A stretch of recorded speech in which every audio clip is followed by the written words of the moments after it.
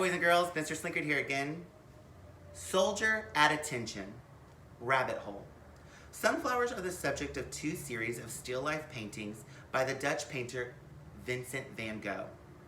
The earlier series, painted in 1887, shows flowers lying on the ground. The second series from 1888 shows bouquets of sunflowers in a vase. Charlotte was standing in front of the sunflowers again. She had visited Gauguin and seen Degas and squinted at dozens of portraits and sculptures. She stood in front of them with her hands behind her back, just like her dad did. For some reason, she wasn't sure why. She kept coming back to Van Gogh. She looked as hard as she could. She tilted her head to the left. She tilted her head to the right. She saw a painting of sunflowers. Paint on canvas. That was it. The gallery was quiet except for a few older couples who moved from painting to painting with their hands behind their backs, and a man in a jacket who kept an eye on everyone. Charlotte took a closer look. Vase with 12 sunflowers. That was the name of the painting, and that's exactly what she saw. She took another step and leaned forward. You have to keep a distance of at least 1 foot between you and the work, said the man in the jacket, who was suddenly standing next to her. She stood up straight, like a soldier at attention. Oh. He hovered near her as if she were a criminal. And now she was too self-conscious to keep looking at the painting. The whole trip was a mistake. The scab on her knee ached after climbing all the museum stairs, and it felt wrong being out of school. She wasn't a new person at all. She wasn't Lottie Locke or a character in a movie. She was the girl from the puzzle who didn't fit in the picture. Who didn't fit anywhere? She didn't know who she was. Plus, she was hungry. She'd forgotten about lunch. You keep coming back to that painting, the man in the jacket said.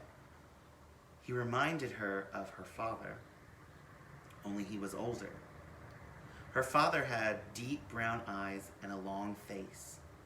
Not like this man, whose name tag said Joseph. But there was something about him. Or maybe there wasn't. I was trying to, Charlotte began. I was waiting to feel something. It seemed like a ridiculous thing to say, but Joseph nodded like he knew exactly what she was talking about. But I just see sunflowers, Charlotte said. Well, that's what they are, said Joseph. The truth was, she did feel something. She felt like she should have invited her father to Reds. She felt like she should have gone to school so Magda wouldn't have to dissect the starfish alone.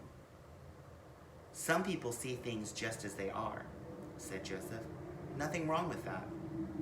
But how do... Charlotte stopped.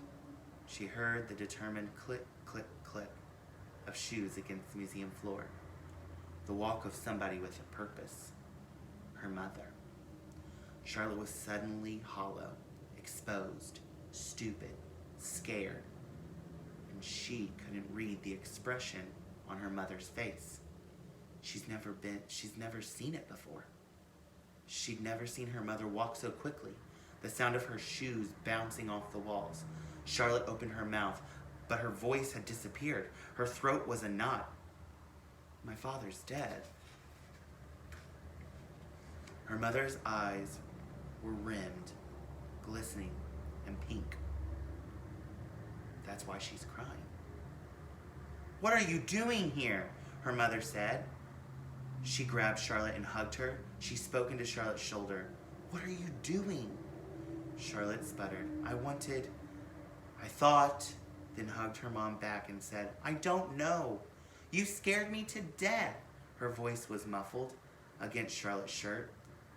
Was she crying? Her mother never cried. There could only be one reason. Is Dad dead? Charlotte asked. She hadn't meant the words to sound so definite, so raw. But if he was dead, she needed to know now. Her mother let go of her. Her eyes glistened. No. Oh no. He's in his new room. He's asking for you. He is? Of course, she sniffled. That's why I went to your school, to sign you out. And they said... Charlotte imagined them telling her that she was absent. Her mother's confused expression. The tears for her, not her father. They said you weren't there, she continued. That you never got to school at all. I was so confused. She took a deep breath. I asked Bridget, and she said she hadn't talked to you. Didn't know anything about it. You talked to Bridget? But then Charlotte remembered the note. Her mother nodded. Then I pulled up your phone records. I was in a total panic. So many things happening to kids.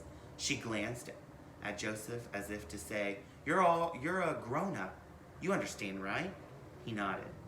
I saw all these Louisiana numbers, and I thought you ran off with some maniac from the internet. The thought of Ben being a maniac from the internet made Charlotte smile, even though it wasn't the best time to be smiling. Or maybe it was. Because now her mother was smiling too. She looked around as if she just realized where they were.